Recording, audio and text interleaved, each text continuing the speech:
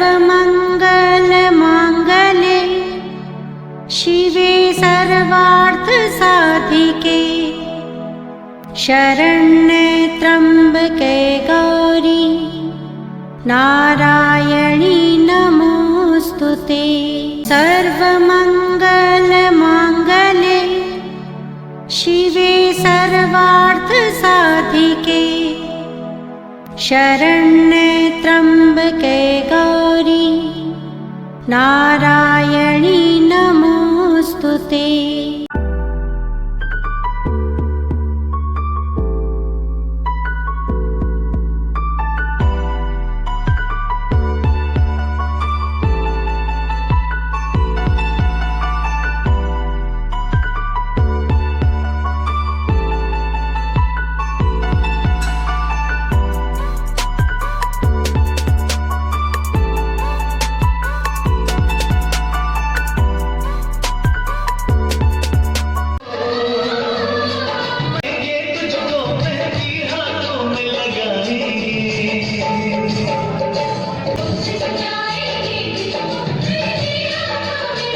श्रीमद् देवी भागवत कथा की ओर चलते हैं।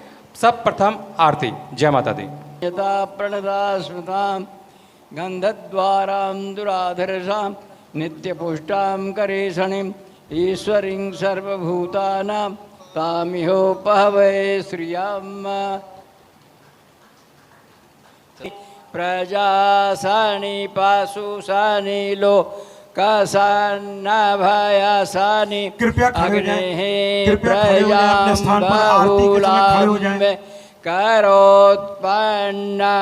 पयोरेतो अस्मासु दत्त कर्पूरगौरं करुणावतारं संसारविन्दे भवं भवाले सहितं आरती जग पावन पुरा शुभहोखदय ज्ञान हान की संतत सकल सुमंगलदायिनी सम्मति सदगति मुक्ति प्रदायिनी नूतन नित्य विभूति विधायिनी परम प्रभा पर तत्व जाने की आरती अशांति भ्रांति भव भंजनयन् देव एकः ओम एकदंताय विद्महे। माँ की कृपा है इस समय में ये कथा चल रही है। आइए कथा की ओर चलते। नवरात्र के पावन अवसर पर माँ के इस पावन गाथा में आइए चतुर्थ दिवस में हम प्रवेश करें। चतुर्थ दिवस में हम प्रवेश करें। एक विनती है आप लोगों से कि ये सभा भवन काफ़ी विशाल है। आज कथा चौथे दिन में प्रवेश कर चुकी है। 5 दिन और माँ की ये पावन गाथा की अमृत वर्षा इस धर्म सभा भवन में हो रही है। इसका लाभ उठाएं। इसके बाद तो नवरात्र के बाद मैं अगली कथा की ओर प्रस्थान कर जाऊंगा। इसलिए इस माँ की कथा के पावन आनंद को आप ग्रहण करें। आइए सबसे पहले जगननी जगदम्बा मात को मैं प्रणाम करता हूँ। जननी जगदम्बे मात को, आदि अम्बा पराम्बा को मैं प्रणाम करता हूँ। जगदम्बा को मैं प्रणाम करता हूँ, बल्कि यहाँ उपस्थित दृश्य अदृश्य उस समस्त देवी देवताओं को मैं प्रणाम करूंगा। साथ ही साथ इस राम के दरबार में उपस्थित सपरिवार मेरे सिया राम को भी मेरा प्रणाम है। और साथ ही साथ नवग्रह देवों को आया हूँ। और मुझे तो ऐसा लगता है कि तीर्थों के राजा का इस मोक्ष धाम से मिलन हो रहा है। मैं वहाँ की माटी लेकर आया हूँ, आप यहाँ की माटी लेकर के आए हैं। और इन दोनों माटियों का मिलन कितना सुंदर है। एक तरफ तीर्थों का राजा प्रयागराज है तो दूसरी तरफ मोक्ष धाम गया है। कितना सुंदर है। ये मेरा सौभाग्य है कि इस मिट्टी में माँ के स्नेह, मैहर माँ की कृपा और जितेंद्र जी के आग्रह ने मुझे ये सौभाग्य प्रदान किया। और आज वो आदरणीय जो भाजपा के थे, एक दिन मंच से उन्होंने बोला था, मैं उनका सम्मान करता हूँ। और मैं कहना चाहूँगा मान्यवर कि उस दिन आपकी वाणी सुन करके बहुत अच्छा लगा। मैं कल आपको ढूंढ रहा था, आपकी वाणी बड़ी प्रखर है और आप इसी तरह लगे रहिए। बाकी तो माँ जाने, लेकिन आपके चिंतन, आपकी भाषा शैली, दूसरे के प्रति सम्मान का भाव आपको बहुत आगे लेकर जाएगा। जय माता की। तो कही बड़ा सुंदर दृश्य है। मेरी माँ प्रकट हो गई, लेकिन कल उसको अभी हम लोगों ने सजाया नहीं है, उसको संवारा नहीं है अभी उन्होंने। आइए, जय माता की, जय माता की। तो सबको प्रणाम करते हुए जो हमारी माताएं यहाँ विराजमान हैं, मैं उनको भी प्रणाम करता हूँ। और जितने भी आदरणीय यहाँ उपस्थित हैं, मेरा उनको भी प्रणाम है। और गया के हर उस नागरिक को प्रणाम है जो इस धरा में जन्म लेने का सौभाग्य पाया है, मैं उसको भी प्रणाम करता हूँ। और हमारे जो कर्म कांड के यहाँ आचार्य लोग बैठे हुए हैं, जिनके बल पर ये अनुष्ठान सब चल रहे हैं, उनके चरणों में मैं लोट पोट होता हुआ उनको भी प्रणाम करता हूँ। जयकारा शेरा वालिदा बोल साचे दरबार की। आज बहुत आनंद आने वाला है। कल जिस आनंद को आपने मनाया, यानी माँ का प्राकट्य उत्सव, और एक गायक भी आ गए और बड़ा अच्छा समा बंधा, बहुत नृत्य गीत हुए। माँ को आनंद नृत्य गीत बहुत अच्छा लगता है। कल आप लोगों ने मैया के आने की जो खुशी मनाई, आज मैं यहाँ के एक परम आदरणीय डालमिया जी के यहाँ जितेंद्र जी के साथ मिलने गया और बड़ा अच्छा लगा। उनकी धर्म पत्नी का स्वभाव, दोनों पति पत्नी का स्वभाव बहुत प्यारा लगा। बहुत स्नेह किया उन लोगों ने।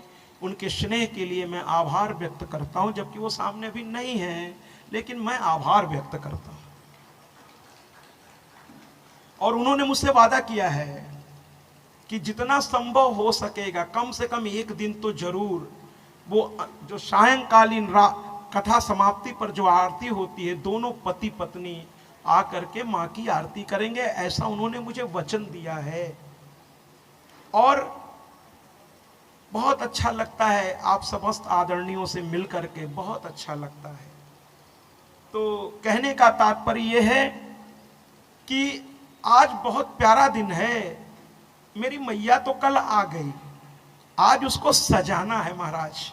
अभी मैं गाड़ी से जैसे ही उतरा, जो भी व्यवस्था आयोजकों द्वारा मेरे लिए की गई है, तो मैं उतरा तो एक आदरणीय बैठे हैं और उन्होंने मुझसे कहा, बड़ा प्यारा लगा मुझे उनका भाव। मैं तो थोड़ी देर उनकी ओर देखता रह गया। कहने लगे कि कल मुझे आपकी जगह पर आप दिख ही नहीं रहे थे। तो हमने कहा फिर? तो कहने लगे मुझे तो मेरे राधा कृष्ण आप में दिख रहे थे। हमने कहा महाराज, ये आपके भाव की उच्चता है, ये मेरा कुछ नहीं है, आपके भाव की उच्चता है कि आपको आपके इष्ट के दर्शन यहाँ हो रहे हैं। ये बड़ी सुंदर बात है। एक तालियों से इस बात का स्वागत करते हैं। और एक मैया बैठी हैं जो संभवतः पूजा भी अभी की हैं, और शायद संभवतः कल मेरे साथ वो गई भी थी, थोड़ी दूर तक वो मेरे साथ थी। वो कहने लगी कल रास्ते में मुझसे कि जैसे ही देवी का प्राकट्य आपने शुरू किया, मुझे तो वहाँ कुछ और दिख ही नहीं रहा था, सिर्फ माँ दिख रही थी। तो ये सब आप लोगों का बड़प्पन है, आपके भाव की उच्चता है। और जिस धारा में ऐसे भक्त हैं, जितेंद्र जी ऐसे, आप आदरणीय हैं, वो मैया हैं, और आप सभी, और साथ में ये युवा होते हुए हमारे कल की ये भविष्य राजनीति के, जब ऐसे प्रखर लोगों की ये भूमि है, तो क्यों न इस भूमि को प्रणाम करते हुए इसके स्वागत के लिए एक जोरदार तालियां हो जाए। मैया आ गई है। अब देवताओं ने उनको प्रणाम किया, और कैसे प्रणाम किया, आइए एक गीत के माध्यम से आज देवताओं ने मां को प्रणाम किया है। क्योंकि पहले प्रणाम, जैसे कल हम लोगों ने महिषासुर मर्दिनी स्तोत्र से पहले प्रणाम किया था। आज उसी प्रणाम को माँ वेदों ने जो तेरी महिमा कही है, देवताओं ने आज माँ के चरणों में वंदन किया। चारों वेद आज जो है एक साथ माँ की स्तुति करने लगे, देवता भी स्तुति कर रहे हैं। कल की अरे जगत की जननी, ब्रह्मांड की जननी, अरे भैया ब्रह्मा विष्णु महेश की भी जो माता है, जो ब्रह्मा विष्णु महेश की भी माता है, ये उसकी गाथा है।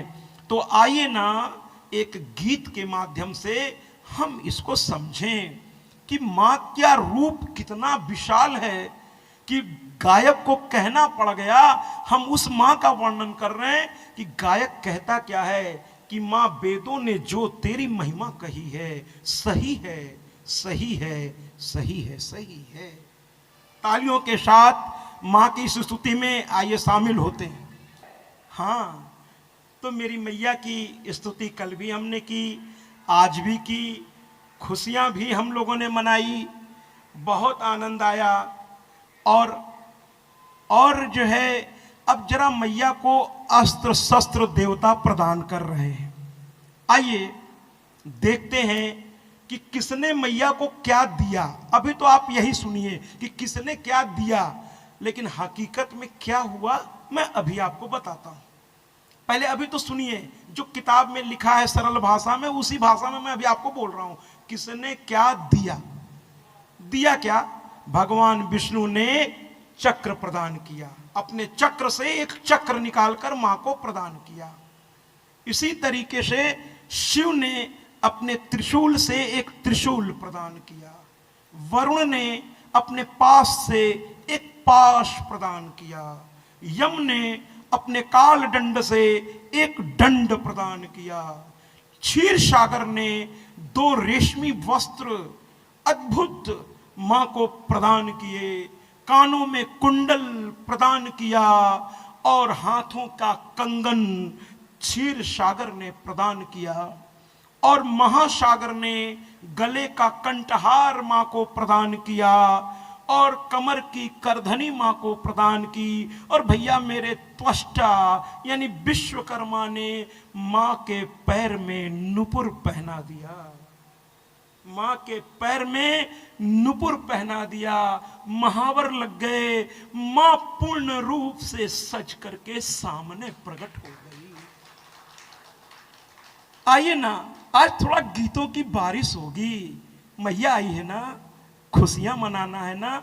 एक बच्चों के लिए इससे अच्छी बात क्या होगी? उसके माँ बाप आए हैं, इससे बड़ी खुशी क्या होगी? अरे भैया आप एक बात जान लीजिए, अगर आप कहीं बाहर रहते हैं और दूर से आप आए या आपके माँ बाप आपके पास आए, वही दिन आपकी होली है, वही दीपावली है, वही सबसे बड़ा त्योहार है।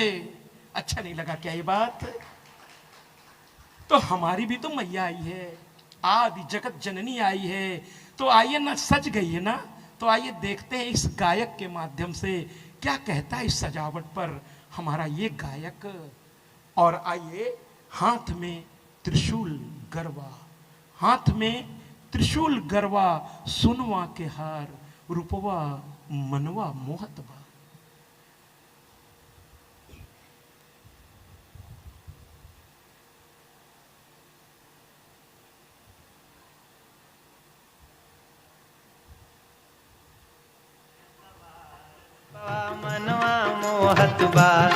युद्ध का वर्णन शुरू होने वाला है। जब खुशी ज्यादा होती है तो ग्रहण लग जाता है उसमें। इसीलिए मैं थोड़ा भी आपको माँ के आने का आनंद देना चाह रहा था। और अभी एक गीत और, क्योंकि ऐसे तो मैं, आप मेरी कथाएं देखें 1-1 घंटे 2-2 घंटे तक कोई गीत, क्योंकि माँ की कथा ही इतनी रसमय है कि बीच में किसी और चीज की जगह बन नहीं पाती। माँ की कथा की धारा ही ऐसी है। और अब जब युद्ध का वर्णन शुरू होगा तो फिर आज आपको संगीत अब नहीं मिल पाएगा, क्योंकि युद्ध में संगीत कहाँ होता है? युद्ध में श्रृंगार रस का कोई समावेश ही नहीं है। वीर रस है, रौद्र रस है, विभत्स रस है, भयानक रस है। तो सारे रस जब आएंगे तो फिर इसके बाद भयंकर युद्ध का प्रचंड प्रकोप अभी आप देखेंगे। अभी महिषासुर को जगने तो दीजिए थोड़ा सा। अभी तो वो आराम से बैठा हुआ है, उसे तो पता ही नहीं है क्या हो रहा है, क्या संरचना चल रही है। अभी मां का मुस्कुराना उसको भारी पड़ जाएगा। तो मेरी मैया को मुस्कुराना है, और मुस्कुराने के लिए अभी मां मुस्कुरा तो रही है, लेकिन मंद मंद मुस्कुरा रही है। देवी देवता जो है ना, आप इनसे कुछ सीखिए कि कुछ भी परिस्थिति हो, लेकिन आप देखिए किसी भी देव मूर्ति को देखें आप, तो मुस्कुराती हुई होती है। इस पे एक बात मैं आपसे कहना चाहता हूं, जब आप मूर्ति खरीदें देवी देवता की, अपने इष्ट की, तो कुछ बातों का ध्यान रखें। मूर्ति हो, तस्वीर हो, कोई भी चीज अगर आप लेने जा रहे हैं, तो कुछ भी दुकानदार आपको दे दे और कुछ भी लेके मत चल दिया कीजिए। एक मैं उदाहरण देता हूं कि मां दुर्गा की तस्वीर या मूर्ति लेने आप मार्केट गए, तो बस मां की तस्वीर आपने देखी, सिंह पे सवार देखा, चतुर्भुज रूप देखा, अष्टभुज रूप देखा, और आपने पैसा दिया और लेके चले आए। यहां तक कि प्रसाद में भी आप लोग, बहुत लोग, मैं सबकी बात नहीं कर रहा हूं, बहुत लोग दुकानदार के पास गए, भैया 1 किलो सेब तौल दो, 1 दर्जन केला तौल दो, देखो उधर से अंगूर उठा दो, थोड़ा वहां संतरे उठा दो, हाँ बोलो कितना हुआ, ऐसे ले लेते। एक नारियल भी दे देना, थोड़ी चुनरी भी दे देना, ऐसे ले लेते। ऐसे नहीं लीजिए। अब आप कहेंगे सब कैसे लीजिए, ऐसे तो लिया जाता है। भैया आप अपने खाने के लिए क्या ऐसे लेते हैं? तब तो आप शीशे में देख देख के लेते हैं, ये वाली मिठाई देना, आपको वही पसंद है, अच्छा देखो वो वाली देना। करते हैं ना अपने लिए। कपड़ा भी लेते हैं तो कितना पसंद करते हैं। माताएं तो, जो माताओं के वस्त्र हैं उनके दुकानदारों से पूछिए उनके हालचाल। 100 साड़ी देखने के बाद कहीं एक पसंद आई नहीं तो फिर दूसरे दुकान पर, फिर उसकी मैचिंग ढूंढने में परेशान। होता है कि नहीं होता? बहुत कठिन है, बहुत कठिन है। और हम लोग भगवान के लिए बस कुछ भी ले लेते हैं। एक बार मैं विंध्याचल गया दर्शन करने, हर साल ही माँ की कृपा से चला जाता हूँ, उसकी कृपा है। तो मैंने नारियल वैसे कहा, भैया एक माँ के लिए नारियल दे दो, तो उसने उठा के देना शुरू किया। मैंने कहा भैया इसमें मिट्टी लगी है हल्की, तो कहता तो क्या हुआ, चढ़ाना ही तो है। हमने कहा कैसी बात कर रहे हो, ब्रह्मांड की जननी के लिए ले जा रहा हूं, जो आपकी दुकान में सर्वश्रेष्ठ हो वो मुझे दो, ये मैया के लिए है। वो देखने लगा मेरी ओर, तो मेरे साथ कई लोग थे, तो उनसे धीरे से पूछ रहा ये कौन है, तो कहा, उन्होंने कहा छोड़ो जाने दो, तुम पैक करो। तो कहता नहीं बताओ कौन है। तो कहने लगा ये देवी भागवत के कथा व्यास है। वो अपने स्थान से उतर के नीचे आया, प्रणाम किया और कहता है आज के बाद मेरी इस दुकान से मैया के लिए सर्वश्रेष्ठ ही जाएगा। हमने कहा बहुत अच्छा, बहुत अच्छा। तो भैया मूर्ति भी लीजिए तो कुछ चीजें देखिए, उसकी आंखें देखिए। मां की आंखें जानते हैं कैसी है? मैं क्या वर्णन करूं, मैं तो पामर, मैं बहुत अल्प बुद्धि, जिसके वर्णन ब्रह्मा विष्णु महेश नहीं कर सके, मैं क्या कर सकूंगा। लेकिन मां की आंखें हिरनी की समान है, हिरनी की समान। भौहें आहा, नासिका क्या कहने, ओष्ठ, कपोल। अब आप कहेंगे क्या मां को इस तरह देखना चाहिए? मैं कहूंगा मातृ रूप में अगर अपनी मां को हम सजा रहे हैं तो क्या गलत कर रहे हैं, क्या गलत कर रहे हैं? मैया है ना, तो प्यारी सी मूर्ति लिया कीजिए, और मूर्ति ऐसी हो जैसे लगे कि अब बोल पड़ेगी। ऐसी मूर्ति के लिए 10 दुकान, 20 दुकान, 100 दुकान। उस दिन नहीं पसंद आवे घर चले आइए, आज अच्छा मुहूर्त नहीं है तभी नहीं मिल रही है मां, ले आइए अच्छी से अच्छी मूर्ति ले आइए, खूब सुंदर सा, खूब प्यारा सा, जिसको देख के ही लगने लगे भगवान विष्णु की मूर्ति हो, किसी देवी देवता की। शांताकारम भुजगशयनम पद्मनाभम सुरेशम विश्वाधारम गगन सदृशम मेघ वर्णम शुभांकम। भगवान के वर्णन को समझते हुए उसकी मूर्ति लीजिए, यूं ही कुछ भी मत ले लीजिए। इसी तरह चित्र में भी देखना, देखिए कुछ चित्र बड़ी प्यारी होती हैं, बोलती सी लगती हैं, वो तस्वीर खरीदिए, वो तस्वीर खरीदिए। मूर्ति हो, तस्वीर हो, कुछ भी लेकर के स्थापित मत कर दीजिए, है ना। बहुत प्यारा सा लीजिए, उसके लिए वस्त्र बहुत प्यारे से लीजिए, जो आपकी क्षमता है उसमें सर्वश्रेष्ठ लीजिए, उसको नैवेद्य भी सर्वश्रेष्ठ चढ़ाइए, उसके लिए धूप भी बहुत सबरी से सीखिए ना।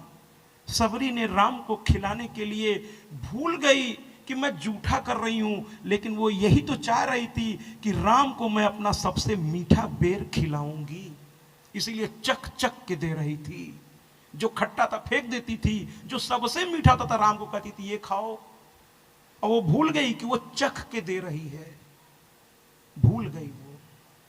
तो अपने देव को सर्वश्रेष्ठ अर्पित कीजिए, चाहे वो वस्त्र हो, चाहे नैवेद्य हो। और मैंने कल निवेदन किया था, अगरबत्ती का प्रयोग नहीं करना चाहिए।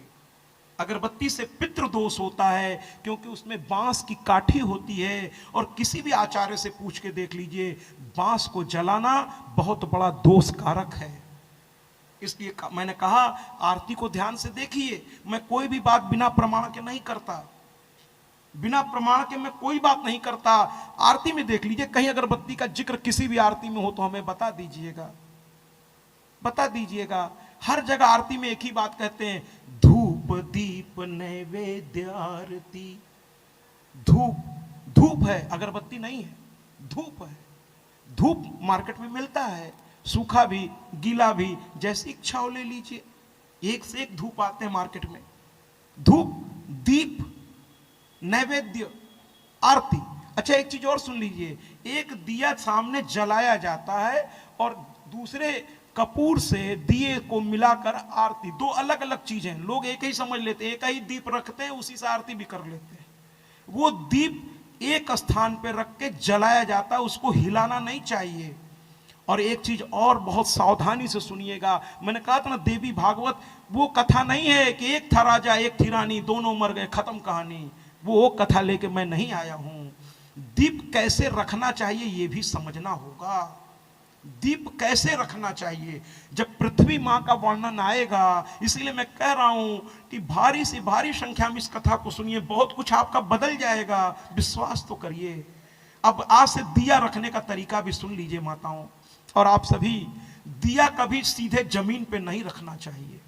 दीपावली आ रही है, आप लोग दिए को जमीन पे रखती हैं। पृथ्वी माँ की जब मैं कथा यहाँ करूंगा तो पृथ्वी ने भगवान विष्णु से कहा है भेज तो रहे हो आप, फिर से ले गया था पाताल में, उस राक्षस को मार करके वो ले आए बाहर, कहे तुम ला तो भेज तो रहे हो आप, लेकिन कुछ चीजों का भार मैं वहन नहीं कर सकती। और वो कौन सी चीजें हैं महाराज? सबसे पहले कहती है दिया। दिया अगर आपने ऐसे रख दिया पृथ्वी पर तो उसके बोझ से वो तिलमिलाने लगती हैं महाराज, श्रापित कर देंगी आपको। ऐसे तो देवी देवता श्राप नहीं देते, मैं तो मानता ही नहीं कि कोई माता पिता अपने बच्चे को कष्ट दे सकता है, बल्कि वो तो कष्ट से निकालता है। मैं तो ये मानता ही नहीं। ये तो जो हम दुख भोगते हैं ये हमारे कर्मों का नतीजा है, और जो सुख मिलता है वो ईश्वर का प्रसाद है, ऐसा मेरा मानना है। अच्छा नहीं लगा ये बात क्या? जरा सा मुझे बताया कीजिए कि मेरे भाव आप तक पहुंच रहे हैं। तो मैं कहना चाहता हूं कि दिए को कभी, तो आप कहेंगे फिर कैसे रखें महाराज? आप मंदिरों में सीखिए। दिया रखने के लिए आचार्य बैठे वहां, बड़े वयो वृद्ध, मैं उनको पुनः प्रणाम करता हूं, उनसे पूछ लीजिएगा। दिया रखने के लिए नीचे एक प्लेट रखते हैं। मंदिरों में तो एक बना होता है एक ऊंचा धातु का, उसके ऊपर दिया जलती है। ऐसे शास्त्र में लिखा है काठ का बना हुआ या धातु का बना हुआ एक स्थान, उसके ऊपर दिया रखा जाता है, सीधे दिया नहीं। और इतना नहीं कुछ है तो कम से कम एक प्लेट या थाली पर दिया जलाइए, उसको रखिए। सीधे दिया को जमीन पर नहीं रखना चाहिए, पृथ्वी मां इसको बर्दाश्त नहीं कर पाती। इसी तरह शिवलिंग को पृथ्वी मां सीधे जमीन पर नहीं रखना चाहिए। अभी इसका वर्णन विस्तार से मैं बाद में करूंगा। यज्ञोपवीत नहीं रखना चाहिए। शालिग्राम का जल सीधे पृथ्वी पर नहीं डालना चाहिए। बहुत से ऐसी चीजें हैं महाराज जो पृथ्वी बर्दाश्त नहीं कर पाती। पुस्तक जो छात्र हैं अगर कहीं बैठे तो मेरी बात ध्यान से सुन लीजिए, किताबों को यहां वहां जमीन पे मत फेंकिएगा, मां बर्दाश्त नहीं कर पाएगी। ये ऐसा बोझ है जिसको मां नहीं उठा। सर्वमंगल मांगल्ये शिवे सर्वार्थ साधिके शरण्ये त्र्यंबके गौरी नारायणी